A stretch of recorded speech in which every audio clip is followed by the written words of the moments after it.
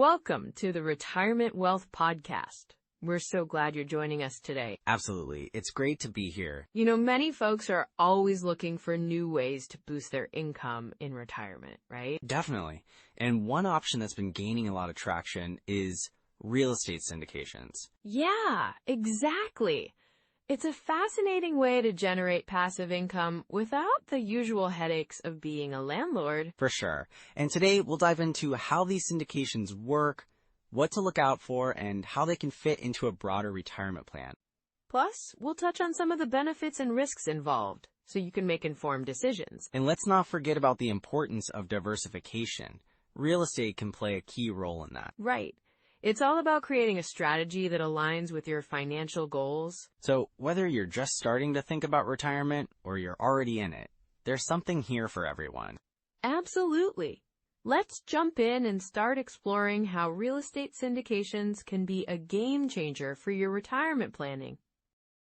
You know, Emily, as we dive into the topic of real estate syndications, it's really important to understand why this is so relevant right now.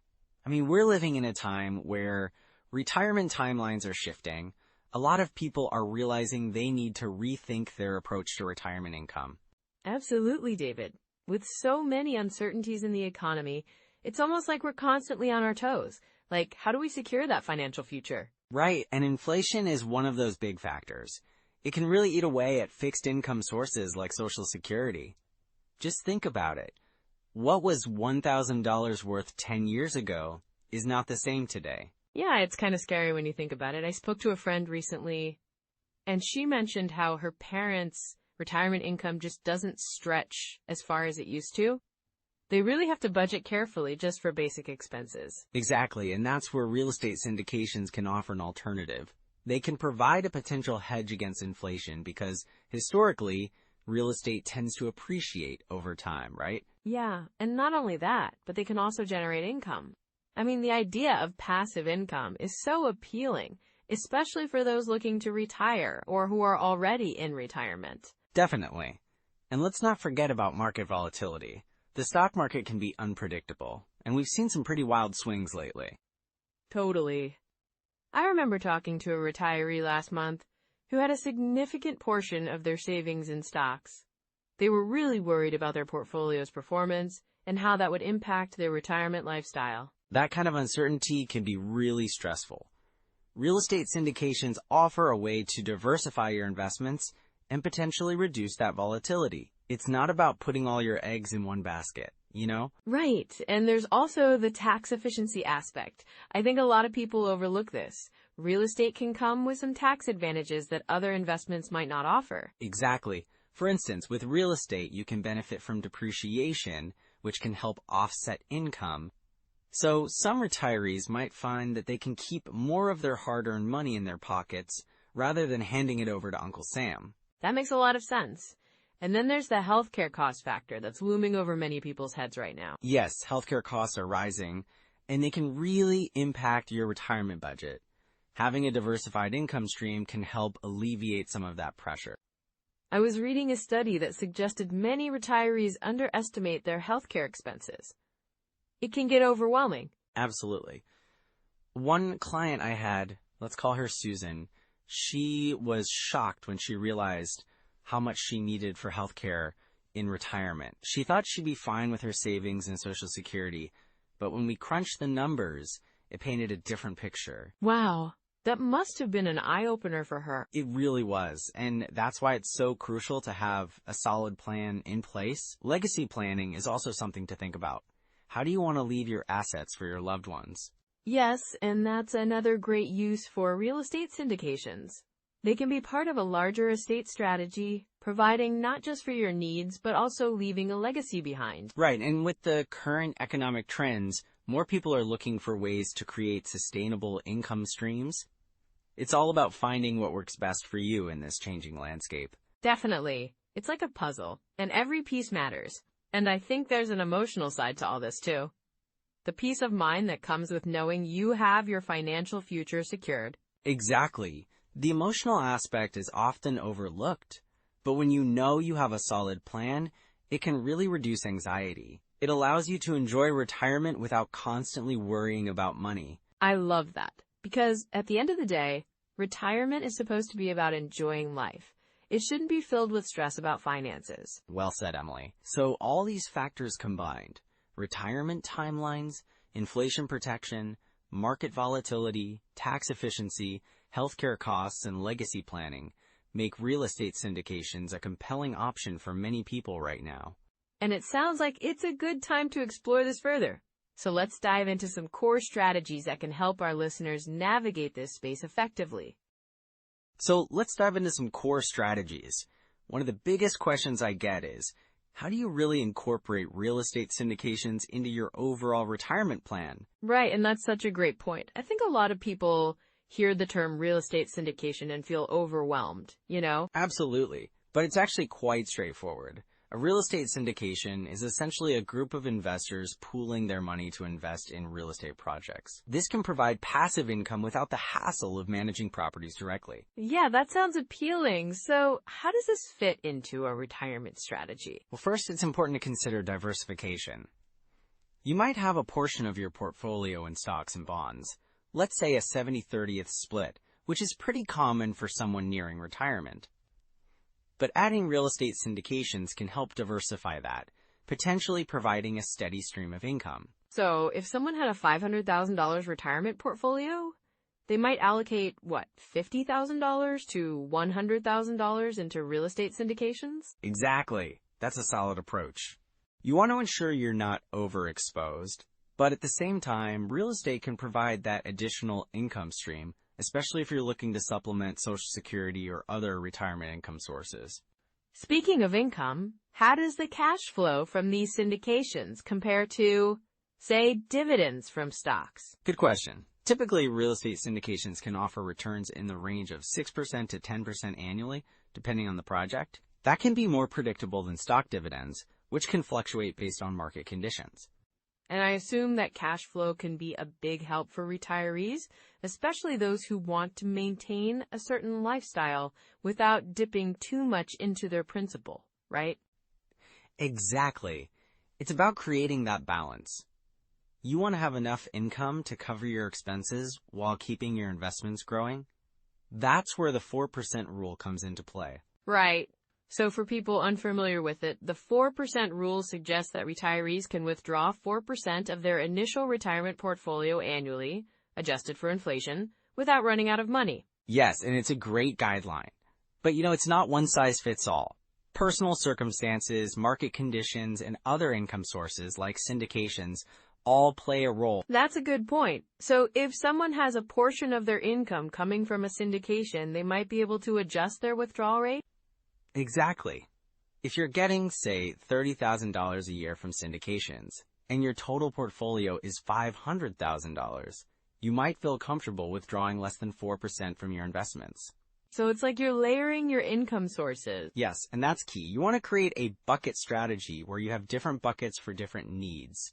One bucket might be for immediate expenses, filled with cash or short-term bonds, while another can be for longer-term growth, including stocks and real estate. That makes total sense. And I imagine using tax-advantaged accounts like IRAs or 401ks can also play a role in this strategy? Definitely. With tax-advantaged accounts, you can grow your investments tax-free or tax-deferred. For instance, if you have a Roth IRA, you can withdraw money tax-free in retirement, which is a huge advantage. So if someone invests in real estate syndications through their Roth IRA, they could potentially earn those returns without worrying about tax implications. Precisely. But keep in mind, there are rules and restrictions on what you can invest in within a self-directed IRA, so it's crucial to do your homework or consult a professional. That's a good reminder. And then there's also the question of Social Security optimization. How does that fit into the mix? Well, Social Security can be a foundational part of retirement income. The timing of when you start claiming benefits can significantly impact your overall income. If you wait until age 70, for example, your benefits can increase by about 8% per year after your full retirement age. Wow, that's a pretty compelling reason to delay claiming, especially if you have other income sources, right? Exactly. If you have passive income from syndications, you might find it easier to delay claiming Social Security, which allows your benefits to grow. And it all circles back to having a well-rounded strategy. Yes, and thinking ahead about your withdrawal strategies is essential too. The bucket strategy we mentioned is one way to manage your withdrawals. Right, and it helps mitigate the risk of market volatility. Exactly. For instance, if the market takes a downturn and your stock portfolio drops, having those buckets allows you to tap into safer investments temporarily, instead of selling stocks at a loss. And that's crucial. No one wants to be forced to sell during a market dip. It can be a tough spot, for sure. Another thing to consider is required minimum distributions, or RMDs, which kick in at age 72. You'll need to start withdrawing a minimum amount from your tax-deferred accounts, which could impact your tax situation and your overall withdrawal strategy. I see. So managing RMDs becomes another piece of the puzzle. Yes, and being strategic about it can help reduce your tax burden. Some retirees might want to consider converting a portion of their traditional IRA into a Roth IRA before they hit 72, while their income is lower. That makes sense. It's all about planning ahead, isn't it? Absolutely. And that brings us to common pitfalls. Yeah, let's talk about those. It's important to highlight what to watch out for when using these strategies. So Emily, as we dive into the common pitfalls people face when planning for retirement, one of the big ones that really stands out is the sequence of returns risk. Oh, absolutely. That's a tricky one. It's not just about how much you save, but also when you experience gains or losses in your portfolio, right? Exactly. For example, let's say someone retires in a market downturn. They might start withdrawing from their investments just as they're losing value. It can really create a downward spiral. Right, and I imagine that can be especially stressful for retirees who rely on those funds for their day-to-day expenses. Yes. I once worked with a couple, let's call them Tom and Mary. They retired just before the 2008 financial crisis. Their portfolio took a hit, and they were withdrawing money to live on, which only exacerbated their losses. Wow, that's tough. So what did they do to recover from that? Well, we had to reassess their withdrawal strategy. Instead of taking a fixed percentage, we shifted to a more flexible approach, allowing them to adjust their withdrawals based on market performance. It's crucial to have that flexibility. That makes total sense, and this kind of situation really highlights the importance of having a solid plan in place, especially when it comes to market volatility. Definitely. Another common mistake is ignoring taxes when planning for withdrawals. Many retirees underestimate how taxes can impact their income. Oh, for sure. A lot of people think, I'm retired, my income is lower, so my taxes will be lower too, but that's not always the case, right? Exactly. I had a client, let's call him Jim, who thought he could withdraw from his traditional IRA without much tax impact, but he didn't realize that those withdrawals were fully taxable, and it pushed him into a higher tax bracket. That's a real eye-opener. So what did you suggest to Jim to help him navigate that? We implemented a strategy where he could do some Roth conversions in years where his income was lower. This way, he could pay taxes at a lower rate and create tax-free income for the future. That sounds like a smart move. It's all about being proactive, isn't it? Exactly. Another pitfall is underestimating healthcare costs and longevity. People often don't realize how much they might need for medical expenses in retirement. Oh, I hear that all the time. It's shocking how quickly those costs can add up. Right? I had a client, let's call her Linda, who planned for a comfortable retirement but didn't factor in that she might live into her 90s. She ended up facing healthcare expenses that she hadn't prepared for. That must have been stressful for her. How did you help Linda adjust her plans? We worked on creating a healthcare budget and looked into long-term care insurance options. It's crucial for retirees to consider not just how long they might live, but also the quality of care they might need. That's such an important point. It's not just about the longevity of life, but the quality of that life as well. Absolutely. And then there's poor asset allocation. Many people think they should just be super conservative with their investments as they age, but that can backfire too. Right.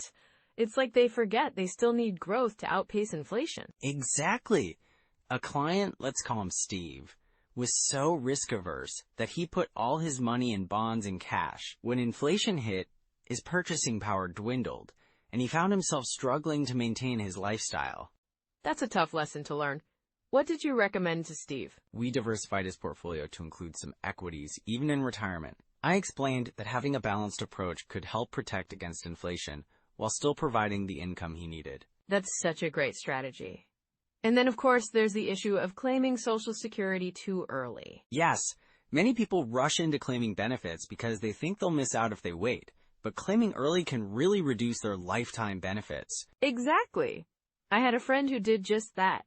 She claimed at 62 and regretted it later when she realized how much more she could have received by waiting until her full retirement age. That's a common situation. I usually encourage clients to assess their full financial picture and consider their longevity. Waiting can really pay off. And it's not just about immediate cash flow, but the long-term impact on their overall financial health. Right. It's all interconnected. And spotting these red flags early on can make a huge difference. So what should listeners be looking for to avoid these pitfalls? Well, first, they should regularly review their investment strategy and withdrawal rates, and be open to adjusting as needed. Definitely. And being aware of tax implications is key. Working with a tax advisor can really help clarify that. Yes, and they should also consider their health. Keeping track of medical expenses and planning for them is crucial, as is thinking about longevity. It's about creating a holistic plan, isn't it? Exactly. And making sure that their asset allocation reflects both their risk tolerance and their need for growth over time. It sounds like a lot of moving parts, but with the right guidance, it can all come together smoothly. Absolutely. And if someone finds they've made a mistake, it's never too late to adjust. Retirement planning is an ongoing process. That's reassuring to hear. So what are some next steps for those who might have identified a red flag in their own plans? They should start by reaching out to a financial advisor to review their plans. Getting that outside perspective can really help them see things they might have overlooked. And taking action sooner rather than later can really set them on the right path. Exactly. The sooner they address these issues, the more options they'll have moving forward. Such valuable insights, David. I think our listeners will find this information incredibly helpful as they navigate their own retirement planning. I hope so. It's all about empowering them to take control of their financial futures. All right, so let's dive into some immediate steps people can take right now to get started with real estate syndications for passive income. Yeah, that sounds great. What do you think the first step should be? Well, I'd say the first thing is to really assess your current financial situation. You can start by reviewing your portfolio. Look at your assets, liabilities, and cash flow. It's important to know where you stand before you make any new investments. That makes sense. And there are some good tools for that, right? Absolutely. You can use like Vanguard, Fidelity, or Schwab's retirement calculators. They help you run projections based on your current savings and future contributions. Just plug in your numbers and see how things might grow over time. I love those calculators. They really help you visualize your future. Exactly. And don't forget about Social Security too. SSA.gov has a lot of resources that can help you understand your benefits. You can even create an account to get a personalized estimate. That's really useful. What about tracking expenses or tax implications? Good point. Using tax software can be a game changer here. Something like TurboTax or H&R Block can help you understand the tax implications of real estate investments, which is really crucial. And keep track of your expenses as well. And speaking of tracking, what about good financial planning apps? Right. There are several out there, like Mint or Personal Capital. These apps can help you manage your finances, track your investments, and even plan for retirement. They make everything so much more organized. Sounds like a solid way to stay on top of things. Are there any books or podcasts you'd recommend for diving deeper into retirement planning? For sure. The Simple Path to Wealth by J.L. Collins is a fantastic read. It's straightforward and really empowers you to take charge of your financial future. And for podcasts, Choosify is great. It dives deep into financial independence and strategies, including real estate. Those are excellent suggestions. I'll definitely be checking those out. Now, what about habits? Any small changes listeners can make today? Absolutely. Start by reviewing your portfolio quarterly. It doesn't have to be a huge time commitment. Just a quick check-in to see if your investments are aligned with your goals. That's a manageable step. Anything else? Another habit to consider is running retirement projections regularly.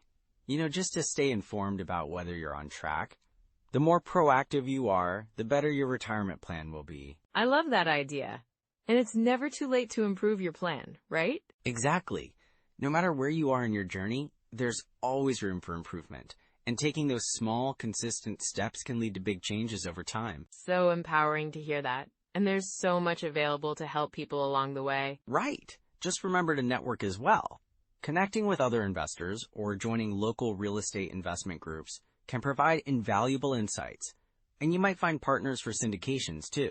That's a great tip. Being in a community can really enhance your learning and motivate you, I think. Yes, it really can. So with these tools in your pocket, you're ready to strengthen your retirement plan. Let's recap what we've covered today. Well, Emily, as we wrap up this episode, I think we've covered some really valuable insights on using real estate syndications for passive income. Absolutely, David. Just to recap, one of the key takeaways is that real estate syndications can be a great way to diversify your investment portfolio without having to manage properties directly. Right, and also, they offer the potential for steady cash flow, which is crucial for many retirees looking for that financial stability. And don't forget about the tax advantages. Real estate can provide some significant tax benefits, which can really help in maximizing your retirement income. Exactly. And I think we highlighted the importance of doing thorough due diligence before jumping in. It's essential to know your operators and the markets you're investing in. Yeah, being informed is key. And lastly, we talked about how syndications can be a great way to leverage your investment capital.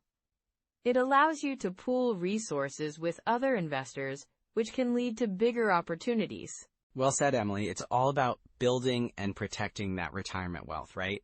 Remember, your retirement should be a time of enjoyment and freedom, not stress over finances. Exactly. So if you found this episode helpful, we'd love for you to like, subscribe, and drop a comment with your biggest takeaway or any questions you might have. And don't forget to share this episode with someone who's planning for retirement or is already in it. They might find this information really beneficial. Next time, we'll dive into a topic that's super important for many retirees, how Social Security credits work. It's a vital piece of the retirement puzzle. That's right. We'll break it down so you can understand how to maximize those benefits. Thanks for joining us today, everyone. We appreciate you being part of our community. Take care, and we look forward to our next conversation. Bye for now.